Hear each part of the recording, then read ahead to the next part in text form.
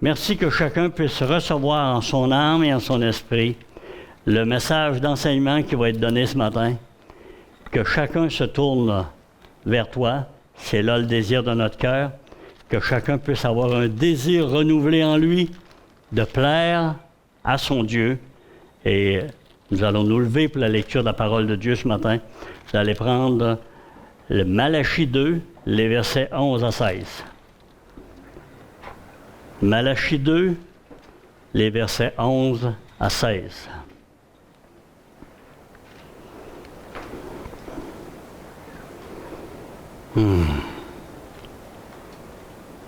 Alléluia.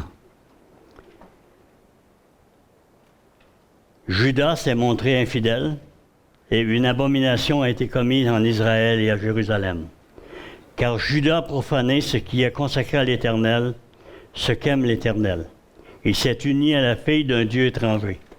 L'Éternel retranchera l'homme qui fait cela, celui qui veille et qui répond. Il le retranchera des tentes de Jacob, il le retranchera celui qui présente une offrande à l'Éternel des armées. Voici encore ce que vous faites.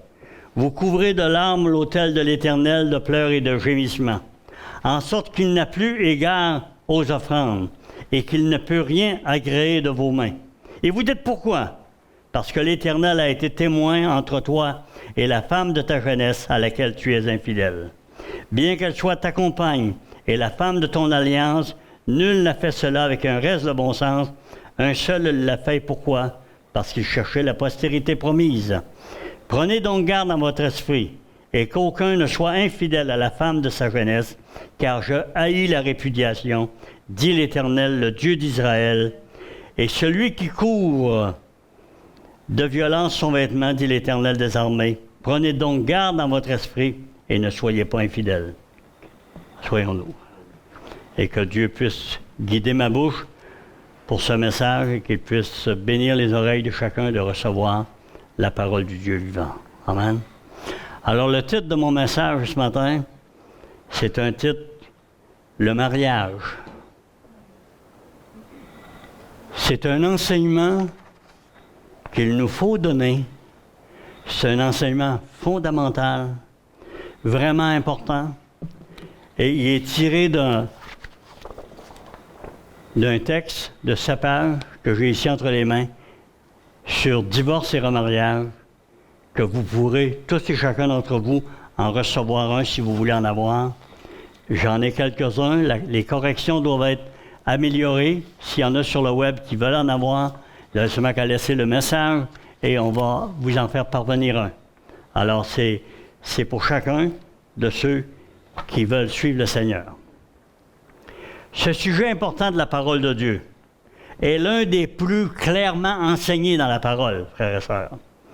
Concis, direct, les passages de la parole régissant ces règles d'institution, de fonctionnement, de durée sont clairement établis. Institué par Dieu, Genèse 2, 24, comme une alliance entre un homme et une femme, en Malachie 2, 14. Cette alliance, lorsqu'elle est respectée, protège l'être humain d'une foule de maladies, en commençant par toutes les maladies transmises sexuellement et qui ont débordé dans l'humanité. Et on connaît, je n'ai pas besoin de vous faire de dessin à ce niveau-là, combien il y a de maladies qui sont engendrées par ces maladies, dû au fait que l'homme a désobéi à Dieu et a refusé de n'avoir qu'une seule compagne ou qu'un seul mari. Les hommes ont débordé dans toutes sortes de dégénérescences et nous connaissons la suite. Ce décret de Dieu n'a qu'un seul engagement, n'a qu'une seule règle.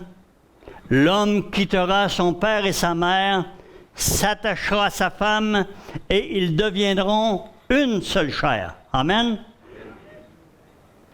Une seule chair. Alors ce matin, jeune homme, jeune fille, célibataire, qui est ici ce matin, une chose que la parole de Dieu vous engage, priez. Cherchez la face de Dieu. Quand il viendra le temps d'un compagnon de vie ou d'une compagne de vie, prenez le temps de prier Prenez le temps de chercher sa face. Prenez le temps. Mettez plus de temps à prier qu'à regarder. Car en priant, Dieu va vous donner de regarder dans la bonne direction. Trop de personnes. Actuellement, je donne ce message ce matin, il n'est pas facile. Et au cours de la dernière année, j'ai été frappé en plein cœur, en plein milieu de ma famille, dans ce domaine-là. J'ai vu, depuis 28 ans, ce que pouvait engendrer une décision de marier quelqu'un qui n'était pas l'homme de sa vie. Et aujourd'hui, il y a encore de la misère. Et je parlais avec mon fils hier en Saskatchewan, puis il disait, ce choix-là a affecté toute notre famille et la famille élargie. Et j'ai dû prendre position. Et si j'ai pu sembler, dans les derniers temps, dévier un peu de l'enseignement que je donne depuis 35 ans sur le sujet, je vous en demande pardon. Mais une chose qui est sûre, il n'y a pas de place dans la prédication et dans l'enseignement de la parole de Dieu pour le sentimentaliste. La parole de Dieu, c'est quelque chose de direct, c'est quelque chose de pur, c'est quelque chose qui a été donné pour être respecté. Amen? Il y a des enseignements qu'on ne peut pas déroger, frères et sœurs. Alors, cette alliance ne peut se rompre que par la mort de l'une ou l'autre des deux parties de l'alliance. Romains 7, verset 2 nous dit. De même que nous ne pouvions hériter du salut sans la mort du testateur, nous dit Hébreux 9, les versets 16 à 17. Si Jésus-Christ n'était pas mort, nous ne pourrions être tributaires de la nouvelle naissance qui nous avait été annoncée. Il faut que le testateur, celui qui bâtit, celui qui donne, meure avant que je puisse avoir l'héritage. Est-ce que vous êtes d'accord avec moi? La parole de Dieu est claire. Hébreux 9, 7, car là où il y a un testament, il est nécessaire que la mort du testateur soit constatée. Hébreux 9, 17. Un testament, en effet, n'est valable qu'en cas de mort, puisqu'il n'a aucune force tant que le testateur est vivant. Regardez la merveilleuse institution de Dieu et comparez-la, chers amis, frères et sœurs, ce matin. Comparez-la au contrat ridicule du mariage institué par les hommes, pourvoyant les conditions de sa rupture et l'étendant à des personnes de même sexe.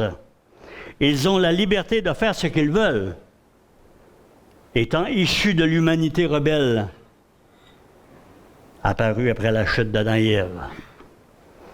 Mais pour ceux issus de Jésus-Christ et qui recevront le repos éternel du royaume des cieux, mentionné en Matthieu 19, verset 12, il est important pour eux de respecter les règles établies par leur Créateur et reconfirmées par leur Sauveur et par d'autres écrivains de la parole de Dieu.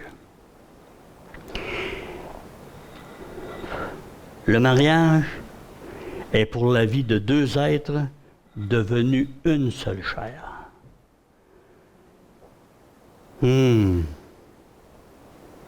Dans le dernier livre avant les évangiles que nous venons de lire, le Saint-Esprit ferme certains dossiers. Et parmi ces dossiers, en Malachie, dans le chapitre 1, il parle de l'attitude du peuple concernant l'honneur qui lui est dû. Dans le chapitre 2, le non-respect des alliances avec Lévi, l'alliance familiale et dans l'alliance du mariage. Dans cette alliance, voilà ce qu'il dit à celui qui oserait la briser. « Je haïs la répudiation, dit l'Éternel, le Dieu d'Israël. » Je crois, frères et sœurs, ce matin, qu'il est important pour le peuple de Dieu de retomber les deux pieds sur terre et de regarder vers le ciel avec la crainte de Dieu. Parce que le diable ne peut pas envoyer personne dans la géhenne. Vous savez ça? Le diable n'a aucun mandat pour envoyer quelqu'un dans la géhenne. Le seul qui peut envoyer quelqu'un dans la géhenne, c'est le Dieu du ciel. Amen? C'est le Créateur du monde. Tous lui appartiennent. Il est le seul qui peut envoyer quelqu'un en enfer. Satan peut les envoyer par la tentation, par la destruction de la connaissance de ce que Dieu désire, oui, mais ce n'est pas lui qui envoie l'enfer, c'est le Dieu des cieux. Amen? Il était le seul à pouvoir le faire et il le fait aussi encore aujourd'hui. Au chapitre 3, l'annonce du messager de la Nouvelle Alliance, rétablissement du principe de la dîme tel qu'établi au commencement. Ça aussi, c'est mentionné dans Malachie. Si Dieu dit dans sa parole, frères et sœurs, qu'il haït la répudiation ou le divorce, c'est la même chose, il nous faut nous brancher sur Dieu et voir qu'est-ce qu'il veut nous dire. Le manque de crainte de Dieu est anormal dans la vie d'un croyant, un saint respect de sa volonté, un saint respect de ses désirs à lui. Et aujourd'hui, ce qu'on constate dans le monde n'est pas compliqué. La pensée qui se répand de plus en plus contamine le peuple de Dieu et fait du ravage dans la vie spirituelle. La pensée du monde lâche prise. Suis ton cœur. Écoute ton corps. Il va t'envoyer sur le diable. C'est ça que je leur réponds. La parole de Dieu est claire, frères et sœurs. Lâche prise.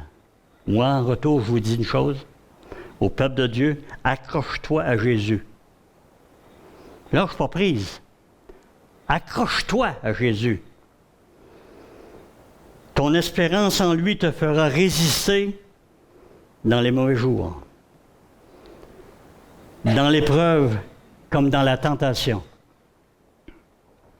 Jésus te fera résister. Jésus va te donner la connaissance. Il va te donner la capacité. La parole de Dieu nous dit que cette espérance, nous la possédons comme une encre de l'âme, sûre et solide, et elle pénètre au-dedans du voile. Passons au Nouveau Testament, frères et sœurs. Plus clair que ce que nous allons voir dans le livre de Matthieu, de Marc, de Luc, de Romains et de 1 Corinthiens est impossible. Plus clair que la volonté exprimée dans ces livres concernant les conséquences du remariage des divorcés. C'est tellement clair que c'est étonnant que les êtres humains sur la terre encore aujourd'hui se posent des questions sur le sujet. Jésus lui-même, révélé par 3 de ses disciples, dans Matthieu, dans Marc et dans Luc, dit la même chose textuellement. Alléluia! Plus clair que la volonté exprimée dans ses livres concernant les conséquences. Et j'avise tout de suite, frères et sœurs, qu'il est mieux de réfléchir et de bien prendre votre temps avant de mettre de côté la direction de la parole de Dieu. C'est le sujet. Mariage, divorce, remariage et l'enseignement, à mon avis, et dans la vie d'un grand nombre, c'est l'enseignement le plus clair qui peut exister dans la parole de Dieu, même concernant le salut. Car Dieu a tant aimé le monde qu'il a donné son Fils unique, afin que quiconque ne croit en lui ne périsse point, mais la vie éternelle est mentionnée une fois dans Jean 3 au verset 16, et nous le savons tous. Mais ce verset n'est jamais répété. Tandis que le verset que je vais vous donner ce matin, l'enseignement que je vais vous donner ce matin, est renouvelé 6 fois dans la parole de Dieu, avec quelques petites variantes, mais donne exactement le même enseignement. Alors, c'est le seul, probablement le seul sujet de la parole de Dieu qui est important pour l'être humain d'aujourd'hui de comprendre, mentionné par 6 versets clés, plus l'enseignement qui suit et qui précède. Dans Marc 10, les versets 11 et 12, il leur dit, « Celui qui répudie sa femme et qui en épouse une autre commet un adultère à son égard. Et si une femme quitte son mari et en épouse un autre, elle commet un adultère. » Qui le leur dit, frères et sœurs? Qui le leur dit? Jésus le leur dit. Dans Luc 16, 18, il est dit ceci, « Quiconque répudie sa femme et en épouse une autre commet un adultère. Et quiconque épouse une femme répudiée par son mari commet un adultère. » Qui prononce ces paroles, frères et sœurs? C'est le même mot quiconque que Jean 3,16. C'est le même mot quiconque et ça renferme tous les êtres humains de la terre. Dans Matthieu 19, verset 12, je vous ferai remarquer une petite nuance assez spéciale. Après avoir parlé à ses disciples qui disaient « Oh, si on ne peut pas se divorcer de nos femmes, ça c'est les disciples de Jésus qui disaient ça, là. Si on ne peut pas se divorcer, là, il n'est pas avantageux à un homme de se marier. » Voyez-vous jusqu'à quel point les disciples peuvent devenir des fatalacs?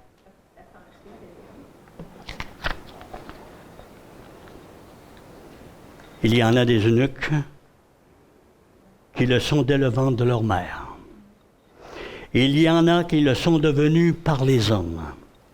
Il y en a qui se sont rendus eux-mêmes eunuques à cause du royaume des cieux. Que celui qui puisse comprendre, comprenne. Qui prononce ces paroles, frères et sœurs?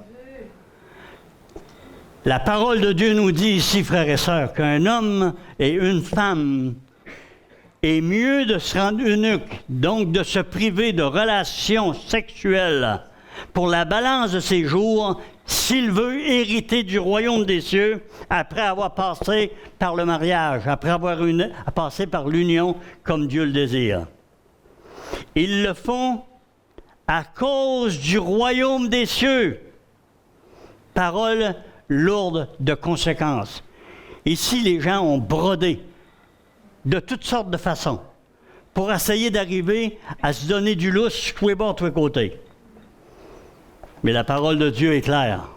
Ces trois passages de la bouche même de notre Sauveur et Seigneur sont clairs. Si tu veux marcher dans ta vie et hériter au bout du royaume des cieux, marche selon ma parole, dit le Seigneur. Garde ma parole dans ton cœur. Écoute ce que j'ai à te dire. Que celui qui puisse comprendre, comprenne. Romains 7, versets 2 et 3. Ainsi, une femme mariée est liée par la loi à son mari tant qu'il est vivant. Mais si le mari meurt, elle est dégagée de la loi qui la liait à son mari. Si donc du vivant de son mari, elle devient la femme d'un autre, elle sera appelée adultère. Et c'est bon pour l'homme comme pour la femme. Mais si le mari meurt, elle est affranchie de la loi, de sorte qu'elle n'est point adultère en devenant la femme d'un autre. Dans 1 Corinthiens 7, les versets 10 et 11. À ceux qui sont mariés, j'ordonne non pas moi, mais le Seigneur, que la femme ou l'homme ne se sépare point de son mari ou de sa femme. Si elle est séparée, qu'elle demeure sans se marier ou qu'elle se réconcilie avec son mari et que le mari ne répudie point sa femme. Dans 1 Corinthiens 7, verset 39, une femme est liée aussi longtemps que son mari est vivant. Mais si le mari meurt, elle est libre de se marier à qui elle veut, seulement que ce soit dans le Seigneur.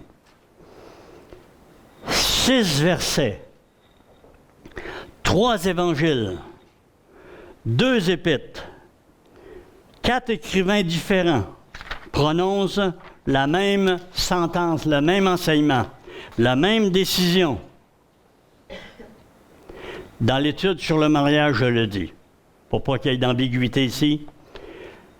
La débauche, les coups et blessures, la destruction psychologique et autres choses semblables sont des raisons pour se séparer d'un conjoint coupable. Mais ne libère pas aucun verset de la parole de Dieu, mais ne libère pas la partie qui subit de son obligation de continuer à prier pour le coupable, non plus d'être infidèle à son alliance. Elle doit demeurer la partie qui subit, doit être fidèle quand même à son alliance. Parce que la parole de Dieu dit, ils sont une seule chair, ils ne sont pas deux chairs. Aucun verset de la parole de Dieu ne pourrait approuver le contraire. Qu'une personne non coupable a le droit de refaire sa vie, comme on le présente un peu partout aujourd'hui. C'est devenu une abomination. Trouvez-moi une église qui fait le remariage et je vais vous prouver qu'ils ne sont pas blancs comme ça. Ils marient n'importe lequel des deux personnes. Et si dans la région, il y a quelques années, un jeune couple qui faisait la louange dans leur église se sont divorcés.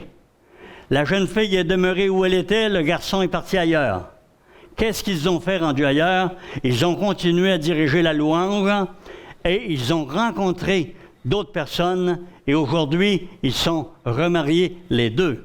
Qui est coupable et qui n'est pas coupable? Ceux qui sont coupables, ce sont ceux qui ont approuvé ces abominations qui contaminent le peuple de Dieu.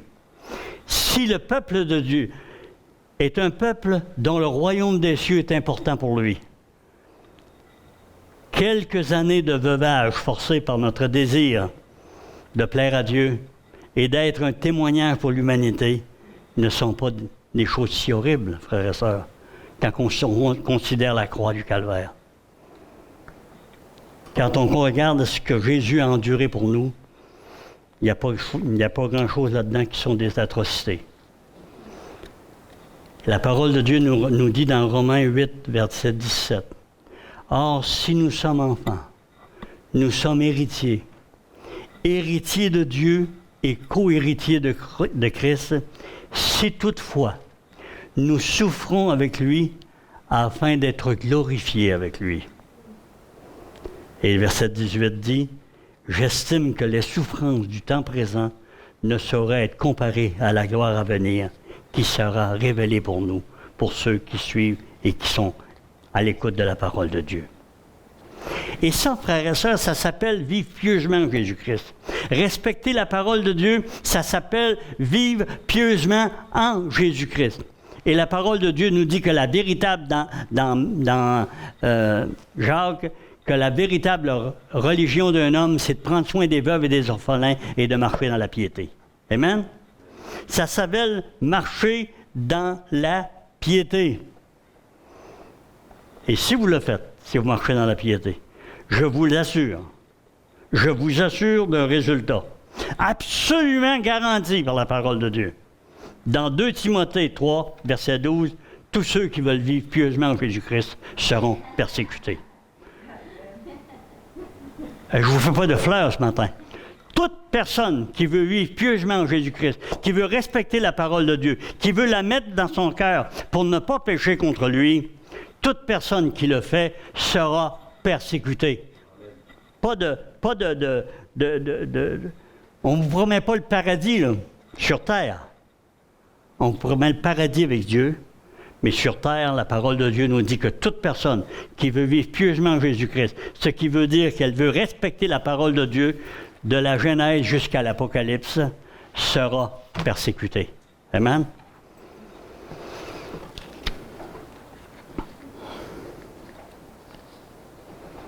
Ou vous décidez de rejoindre les autres versets, versets 13 à 15. Mais les hommes méchants et imposteurs avanceront toujours plus dans le mal, égarant les autres et égarés eux-mêmes. Toi, demeure dans les choses que tu as apprises et reconnues certaines, sachant de qui tu les as apprises. Dès ton enfance, tu connais les saintes lettres qui peuvent te rendre sage à salut par la foi en Jésus-Christ. Et c'est de lui que viennent les paroles de Marc, Luc et Matthieu, frères et sœurs. C'est de lui, c'est de Jésus. L'étude, je vous le dis là, l'étude est là. Est-ce qu'on ajoutera? Je ne crois pas qu'on ait besoin de rajouter, moi. Je crois que 6 versets de la parole de Dieu, mentionnés dans 5 livres différents, doivent être pris au sérieux. Et moi, j'ai pas besoin qu'on en mette de plus pour croire Dieu. C'est le sujet où il a mis le plus de versets, où il dit, c'est comme ça que je veux que mon peuple vive. Et ça, c'est Jésus qui l'a dit. C'est pas des enseignements de l'Ancien Testament, c'est du Nouveau Testament. Dans l'Ancien Testament, l'homme quittera son père et sa mère, s'attachera à sa femme, ils deviendront une seule chair. Et la parole de Dieu nous dit dans le Nouveau Testament que l'homme ne sépare pas ce que Dieu a uni. Ça, c'est de la bouche de Jésus-Christ de Nazareth. Alors, il est important, frères et sœurs, de comprendre, de bien comprendre la parole de Dieu à ce sujet-là. Bien comprendre. Et la parole de Dieu nous dit ceci. Quiconque répudie sa femme et en épouse une autre, commet un adultère. Et quiconque épouse une femme répudiée par son mari, commet un adultère. Frères et sœurs, il y a des abominations dans nos régions ici. Des abominations partout dans le monde. Alléluia. Ton alliance te soude à ta première épouse ou à ton premier mari. Et elle sera là jusqu'à sa mort. Malachie 2,14, parce que c'est une alliance, c'est pas un contrat, frères et sœurs. Les hommes, aujourd'hui, marient selon un contrat. Mais dans le contrat, ils définissent la raison de leur départ et même ils définissent les montants financiers qui devront être donnés par l'un ou l'autre. On se rappelle du fameux contrat entre la femme de John F. Kennedy et d'Aristote Onassis, cet armateur grec qui a voulu la marier. S'il la quittait, il devait lui donner 100 millions de dollars.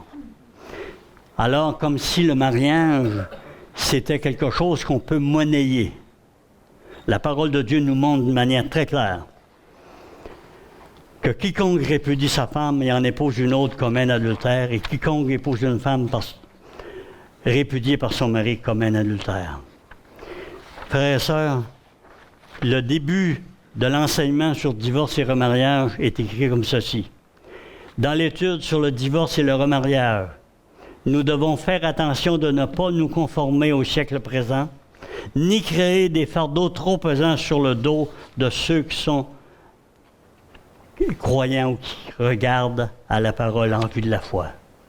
Toute personne qui vient au Seigneur, frères et sœurs, nous les acceptons dans l'Église tels que Dieu les a vus lorsqu'ils ont accepté Jésus-Christ comme Seigneur et Sauveur. C'est la seule trappe, la seule porte d'entrée. Et la semaine prochaine, nous allons donner un enseignement sur les conditions demandées par le Seigneur pour devenir serviteur et devenir chargé d'une église locale. On va donner un enseignement là-dessus la semaine prochaine. Alors, vous allez voir que c'est pas si simple que ça et qu'on ne peut pas faire les abominations qu'on permet de faire actuellement un peu partout et même dans notre région. Alors, frères et sœurs, nous acceptons ici toute personne qui arrive dans l'état où il était quand il est venu au Seigneur. Mais à partir de ce moment-là, le Seigneur ne parle plus dans la parole pour les autres, il parle pour ses disciples. Et pour ses disciples, il a monté le standard d'une coche très haute.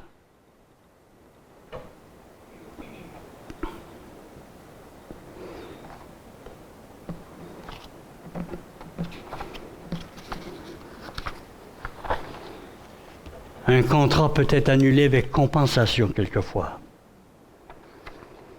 Mais selon la Bible, pas une alliance, frères et sœurs. Car l'alliance unit pour la vie.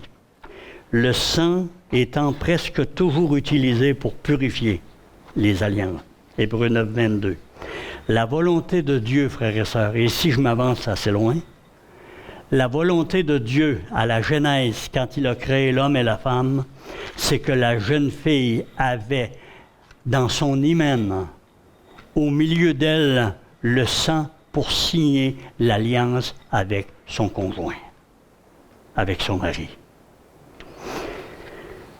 La volonté de Dieu était la virginité jusqu'à son alliance pour la jeune fille. Elle avait en elle le sang de son alliance. Relire Malachie 2,14, si vous le voulez, vous le lirez. Le péché depuis la chute a fait dévier l'humanité de ses paramètres. Seule la parole de Dieu a la bonne opinion et il n'y en a point d'autre. Amen.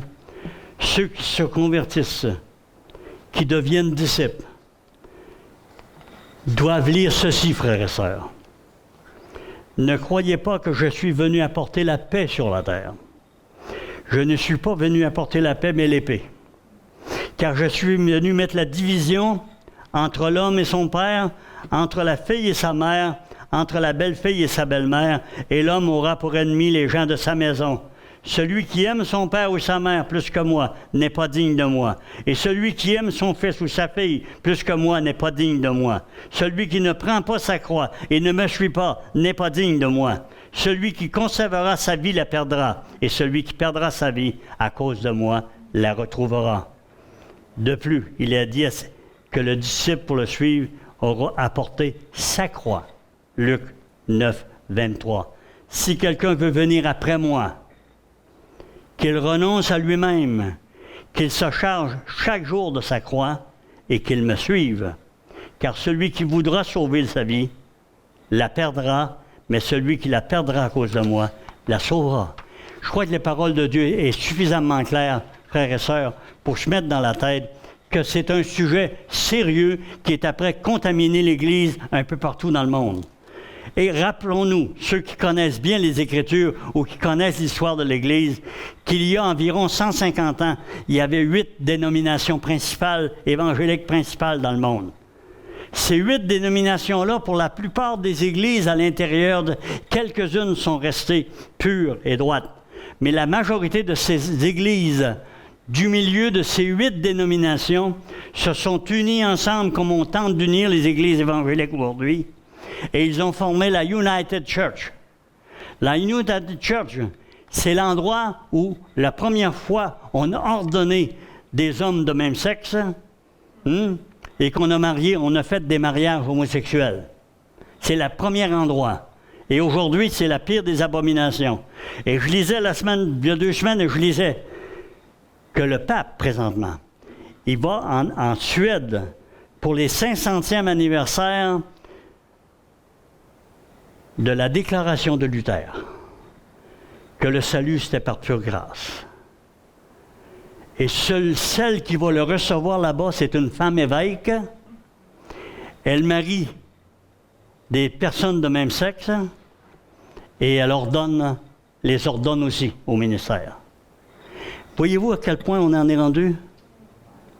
Est-ce que c'est correct de prêcher ce matin que l'homme doit obéir à Dieu puis regarder à sa parole et à sa parole seule? Est-ce qu'on doit se défiler devant les responsabilités que nous avons d'établir clairement les paramètres de Dieu? Est-ce qu'on doit le faire? Est-ce qu'on doit le prêcher? Est-ce qu'on doit l'enseigner? Peu importe les conséquences. Nous devons être comme les 11 jeunes martyrs qui, en Irak, ont souffert. On ne souffrira pas la mort à cause de ça. On va souffrir la persécution. Mais en Irak, ils ont souffert la mort parce qu'ils ont osé dire la vérité à des hommes sanguinaires. La parole de Dieu est claire, frères et sœurs. La parole de Dieu est claire. Et moi, ça fait 35 ans que je prêche le même enseignement. Et je vous le dis encore ce matin, et si j'ai semblé faiblir dans les derniers temps, devant les coups de la vie et devant des choses que je n'ai pas besoin de vous dire pourquoi, j'en demande pardon. Mais de telles faiblesses que Dieu m'épargne de les reproduire encore avant ma mort. Nous devons être droits. Nous devons être droits, peu importe les conséquences, frères et sœurs. La parole de Dieu, dans toute sa beauté, dans toute sa clarté, doit être respectée, frères et sœurs. Non seulement sur ce sujet, mais sur tous les autres sujets qui nous agacent. Un prédicateur aimerait donc ça monter en avant ici et dire, chers frères et sœurs, maintenant, dorénavant, tout est permis. Il n'y a plus aucune conséquence pour vos actions. Malheureusement, la parole de Dieu ne m'autorise pas à dire une chose semblable. Et elle n'autorise aucun prédicateur à dire des choses semblables. On a mis tellement d'accent, et ça, ce matin, c'est quelque chose que je dis de déplorable. On a mis tellement d'accent sur le salut par grâce, l'œuvre parfaitement accomplie de Christ, qu'on a dépassé les bornes de ce que la parole de Dieu a voulu enseigner dans la parole. Non, Dieu n'a pas exclu la punition de celui qui vit dans le péché. La parole de Dieu est claire dans 1 Jean 3, verset 6, ça dit « Celui qui pratique le péché ne l'a pas vu, ne l'a pas connu. » Comme il y a même, tu serais dans l'Église depuis 10 ans, 15 ans, 20 ans, 50 ans, ça n'a pas d'importance pour moi. Si tu vis dans la pratique du péché, tu ne l'as pas vu, tu ne l'as pas connu. Abrite-toi pas derrière le fait qu'un jour, tu as dit Jésus vient dans mon cœur, dans ma vie. Tu l'as fait du bout des lèvres, mais son cœur n'était pas attaché à lui, parce que si son cœur avait été attaché à lui, tu aurais suivi sa parole du début jusqu'à la fin avec une conscience pure, une conscience droite, et tu aurais prouvé par ta vie que tu avais vraiment accepté Jésus comme Seigneur et Sauveur, et que pour toi, l'œuvre parfaite de Christ, l'œuvre parfaitement accomplie, avait été justifiée en ta vie. Amen? Dieu se justifie par ma vie, frères et sœurs. C'est lui qui me justifie. Amen? Et quand il approuve les voies d'un homme, il lui dit, entre, bon et fidèle serviteur. Aux autres, peu importe que tu as donné des prophéties tout le temps de ta vie, peu importe ce que tu as dit aux hommes, peu importe comment tu as approuvé les autres. Puis en passant, frères et sœurs, j'ai quelque chose à vous dire de vraiment spécial. Dans cette assemblée, tant que je serai pasteur, si j'entends parler encore une fois qu'un homme ou une femme de cette assemblée a donné une prophétie à un homme ou à une femme divorcée, que Dieu avait préparé un mari pour elle ou pour lui, il n'y aura plus de place dans cette assemblée. Comprenez-vous? Quand quelqu'un ira dire à quelqu'un de divorcer qu'il a trouvé un conjoint pour lui dans sa vie, je vous le dis, il n'y aura plus de place. Ça s'est fait encore dernièrement, frères et sœurs. Alors pour les personnes que ça concerne, qui sont concernées, faites attention. Abstenez-vous de ne pas vous liguer contre Dieu en disant aux autres des choses qui n'existent pas, frères et sœurs. La parole de Dieu nous l'enseigne ce matin. Il n'y en a plus de conjoint autre que celui de ton mari ou de ta femme dans ta vie. Ce sont des abominations. Commencez à déclarer, Dieu te dit que l'homme qui est là devant toi, c'est l'homme de ta vie. C'est la perle rare que Dieu a décidé de donner. Non. Tu as choisi, il y a 10 ans, il y a 15 ans, il y a 20 ans, il y a 30 ans, tu as choisi, il est encore le bon choix. Parce que c'est le seul que Dieu a autorisé à avoir. Amen? C'est le seul, frères et sœurs. J'aimerais vous dire, tu peux en avoir, allez vous enrôler dans l'islam. OK? Vous pourrez en avoir des femmes tant que vous voudrez, les gars. Mais il n'y a pas de salut éternel au bout de tout ça. Alors. La seule chose qu'ils te promettent, si tu tues des chrétiens ou bien que tu tues des juifs, c'est que tu auras 12 vierges que tu vas arriver dans le ciel. Mais sur la terre, moi je vous dis, la parole de Dieu dit aux chrétiens, elle dit pas va tuer les gens pour ta foi, elle dit meurs pour emmener les autres à la foi. Amen? Il n'y a pas d'endroit pour la facilité dans la parole de Dieu, frères et sœurs. Les histoires de facilité puis d'évangile bonbon, puis qui te soutient malgré tes abominations puis tes péchés chaque jour, elles n'existent pas à travers les 2 couvertures de ce livre, frères et sœurs. Ça fait 35 ans, puis je suis sûr, ceux que ça fait 50 ans ou que ça fait 60 ans qu'ils lisent la parole de Dieu, ils n'en ont pas trouvé de ces genres de situations. La parole de Dieu nous dit qu'il y a mis celui qui est vraiment sauvé, celui qui a vraiment donné sa vie au Seigneur, il y a une mise à part. Oui, frères et sœurs, il peut tomber dans le péché. Oui, parce que la parole de Dieu nous dit que si tu n'as pas péché, tu fais Dieu menteur. Donc, on pêche tous, soit par notre langue, soit par nos gestes, soit par nos pensées, soit par nos paroles. On pêche tous. Mais une chose qui est sûre, frères et sœurs, celui qui vit dans le péché, qui s'engage dans une relation sexuelle avec un deuxième conjoint, c'est une relation adultère. Et la parole de Dieu dit encore aujourd'hui que les adultères, ceux qui vivent dans l'adultère, n'hériteront pas du royaume de Dieu. Amen? Si? Moi, je ne peux pas être plus clair que ça ce matin. Et s'il y en a qui veulent le contester, qu'ils le contestent. Moi, je vous dis une chose, comme j'ai dit à chaque fois que je donne un enseignement qui peut être controversé un petit peu. Avant de dire que je n'ai pas raison, avant de dire que c'est pas ça que la parole de Dieu dit, amène-moi une étude bien faite qui me prouve le contraire et je l'accepterai. Je peux me le dire ce matin, parce qu'il n'y en a pas dans la parole de Dieu. Peu importe que vous soyez sur le web, que vous ayez entendu n'importe quel autre enseignement de la parole de Dieu, moi, je n'ai pas d'opinion concernant le mariage et le remariage, en passant. J'ai aucune opinion là-dessus. J'ai la déclaration de la parole de Dieu. Et la parole de Dieu déclare en 6 versets, encore une fois, donnés par 3 évangiles, par 2 épîtres et par 4 auteurs différents, la parole de Dieu déclare que Jésus a dit non. Est-ce que moi, je vais commencer à dire oui ou tirer avec le lastique jusqu'à temps que oui se dise? Je me rappelle, il y a quelques années, un couple dans notre région ici, pas des exemples que je vais aller vous chercher ailleurs, un couple de la région ici, marié depuis 17 ans, tous les deux dans l'Église depuis 17 ans, prenaient la communion quand la communion passait, tous les deux pendant 17 ans. Au bout de 17 ans, la jeune femme a rencontré un autre monsieur, très spirituel. Et elle a décidé que son mari n'était pas chrétien. Elle a décidé que son mari ne marchait pas avec Dieu. Alors, qu'est-ce qu'elle a fait?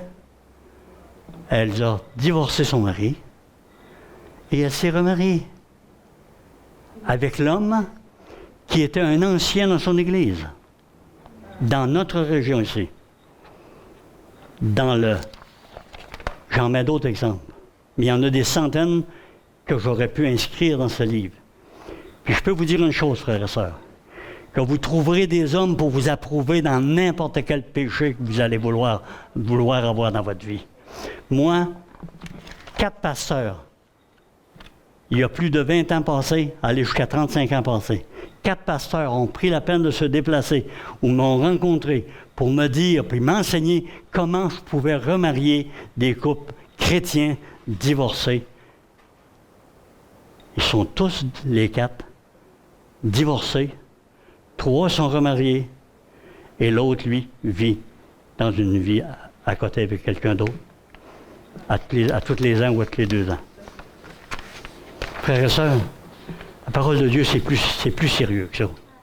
C'est plus sérieux que ça, frères et sœurs.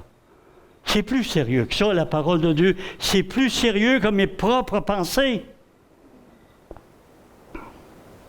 C'est plus sérieux que vos pensées sur n'importe quel sujet. Si ce n'est pas écrit en noir et blanc dans la parole de Dieu, c'est du mensonge.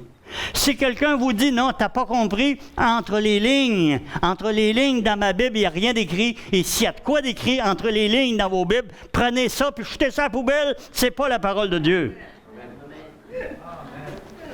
Mais dans les lignes de la parole de Dieu, dans l'enseignement de la parole de Dieu, il n'y a pas de place, il n'y a aucune place pour dire rien de contraire aux 6 versets que nous avons mentionnés ce matin. Et les 6 versets disent la même affaire. Celui qui répudie sa femme ou qui répudie son mari et qui en épouse une autre tombe dans l'adultère à son égard.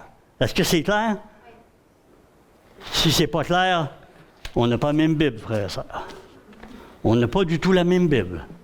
Dans ma Bible, c'est ce qui est écrit, frère et sœurs.